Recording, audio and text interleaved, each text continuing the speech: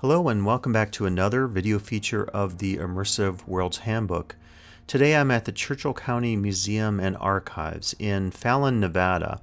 And I wanted to do a feature on this interesting museum because I think it offers some opportunities to think about the significance of a small museum and how a small museum might use some techniques of immersion or information telling or other aspects of design to connect with guests.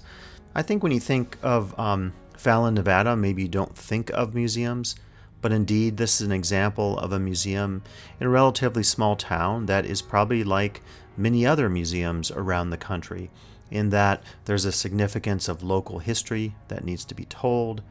There's a sense of a desire to connect with locals and to focus on perhaps some of the collections that locals might have in terms of objects or information relevant to the museum. And there's perhaps a limited budget which requires some degree of creativity when thinking about approaching the design, the telling of the information, and other matters. So this is actually a shot of the outside of the museum, and the museum opened on July 4th, 1968. About 4 years after that, 4 years after the Churchill County acquired what used to be a Safeway grocery store. And you can see from the sign here, this is part of the famous loneliest road in America. And I'll give you a sense of where this museum is relative to this map. So if you're driving from Carson City, you drive pretty good ways to the east, and there are certainly other interesting sites to be seen, petroglyphs, and a lot of other attractions. And so if you really wanted to, you could certainly make a stop at the museum and then continue down what's been called the loneliest road in America. And it seems like it would be fitting for me in the future to do a second video on some of the sites. This is an example of maybe some of the things you see along the way. This is actually in Fallon, Nevada, just one of the billboards on the side. And then this is a what appears to be a saloon that's no longer in operation. But we'll have to save that for another video because I do want to focus in this video today on this Churchill County Museum. As I mentioned, opened in 1968, and apparently in 64, when the building was acquired, this was the 100-year anniversary of the founding of the state of Nevada, and so this led to a lot of interest in Nevada history and also local history. Here is a screenshot of their main webpage, and you could certainly go there to check out the information that is available. And it's important to think about the mission here that they mention: preserving local artifacts, photographs, and documents, serving the local community in terms of educational programs, and also trying to collect and maintain an archival record. So in some ways, this really does, I think, sum up the significance, or the missions, if you will, of many small museums in the United States as far as trying to document local significance. This is a history, I think, whether it's here in Fallon or other small cities in the United States. This is often a history that's lost, and it's a history that's not presented, say, in some of the bigger museums out there that maybe focus on national history or bigger aspects of regional history. And likewise, many museums, the small museums in America, I think, are interested in educating the local population. And I'll show you a little later in this video how this museum has, I think, a really innovative and neat children's educational center just straight down the hallway here and to the right. And then thirdly, focusing on archival collections. Again, if there isn't a university or community college or some other place connected with a local site like this, that history might be lost. So it often falls on the museum, its donors, other individuals dedicated to the causes of archival work to preserve the legacy of local history, culture, and related issues. So I think these missions are really relevant to many small museums in the United States. Now we'll look at some video here, and I'm just going to take you through some of the galleries of this museum. So I have to admit that I shot the video and the stills on my iPhone, and it's, for some reason, there's this like exposure thing going on in my video. I'm not sure if that's the codecs or what happened with the video here, so yeah, I do apologize for that. But it will give you, I think, a sense of what this museum is like. And this particular room here is showing us some of the natural landscape and also some of the animals that you might see in Churchill County and parts of Nevada. So I think one of the things I'll stress in this video today is the idea of running a museum on a budget. And by no means am I trying to suggest, that there's anything here that maybe is lacking in quality, but it's part of, I think, just the honesty of running a museum these days. And this is the case, I think, for big museums as well. The public's attitude, I think, has changed in terms of attention span, in terms of desire to probe and discover history and local issues and culture. So I think it's important for all museums to certainly think about public engagement. More and more museums, if you go to theming conferences, the feeling is that they often have to, in just a second here, some of these recreated spaces I thought were quite neat. But many museums feel like they're competing with the public's attention, say with theme parks or video games or entertainment on social media. And so therefore I think it's often important that you do create immersive and innovative spaces for the guests. Now, the other side of that is it takes money, and certainly the paralleling of thematic and immersive design that we see and we know at conferences like TIA, which is the Themed Entertainment Association, and also IAPA. I meet many museum professionals at both conferences when I go.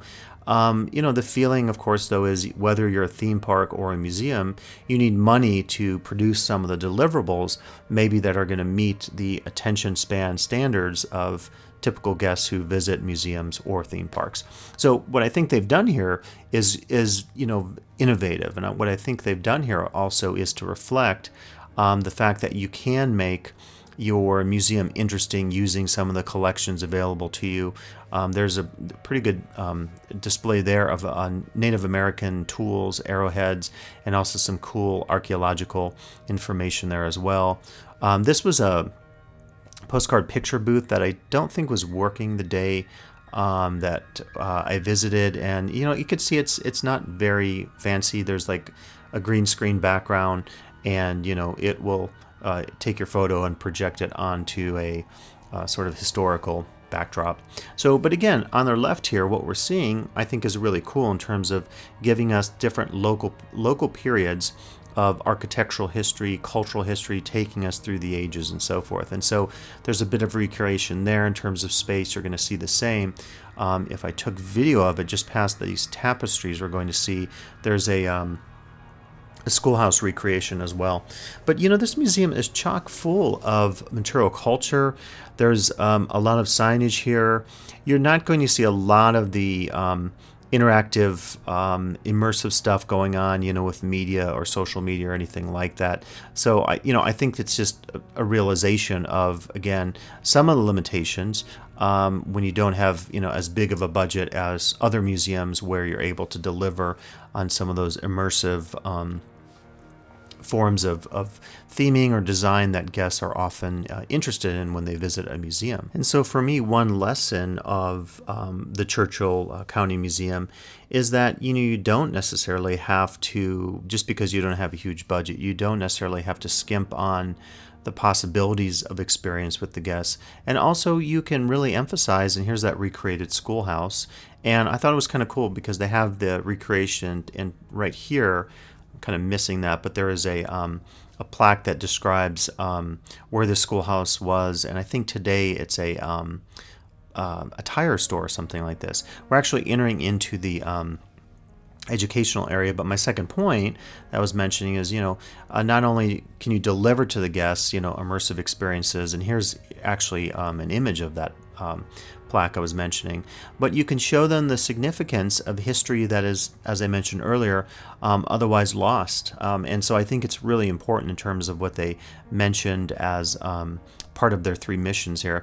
Now, these discovery boxes here, I wanted to point out some of these displays because what I'd like to suggest here is that as an educational area, there are elements here that certainly are innovative and creative and aesthetic, but you can also see they're not produced with a high budget or, a super big design team like a Walt Disney Imagineering team and so forth. But it doesn't mean that they cannot be interesting and innovative and engaging in terms of guests. In this case, presumably children and school groups would come in and they could look at Native American weaving techniques. And, again, just looking at this, what they've set up here, there's creativity in terms of the design, but it's not highly expensive. Now, to the right there, you can see there was actually, you could press, in a couple cases, buttons, and there's their Beatrice the badger, their mascot. You could press these buttons and it would give you a sound. I believe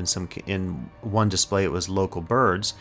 This is another one with a cow, and it has some information about the cow. And then what kids can do is pick up, I think I have, right here. So it tells you, what is made from the cow.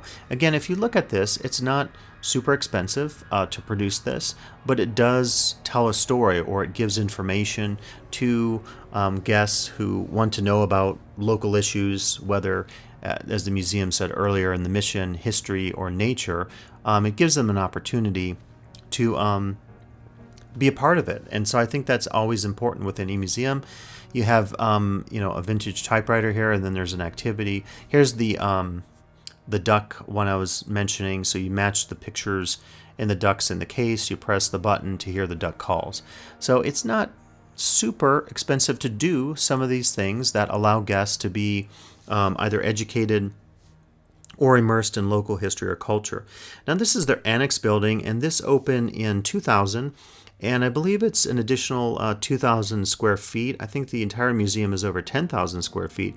So as I mentioned earlier, it's actually quite large. And I think you'd be surprised if you just saw that front image, again, what was a grocery store, a Safeway, front facade. It's not very remarkable. But then when you enter the museum and then also the annex, I think you see that there's much more to this museum than perhaps you realize. And this is actually a shot just outside the main building and the Annex Building. So I think we'll bring it to a close today, but I wanted to use the Churchill County Museum in Fallon, Nevada as an example of some of the possibilities that exist in terms of small museums in the United States. So I hope you get a chance to visit this museum in Fallon and also take that drive on Highway 50 and see some of the interesting and curious cultural and immersive aspects along what's sometimes been called the loneliest drive in the United States. So please come back for additional video features of the Immersive World's Handbook.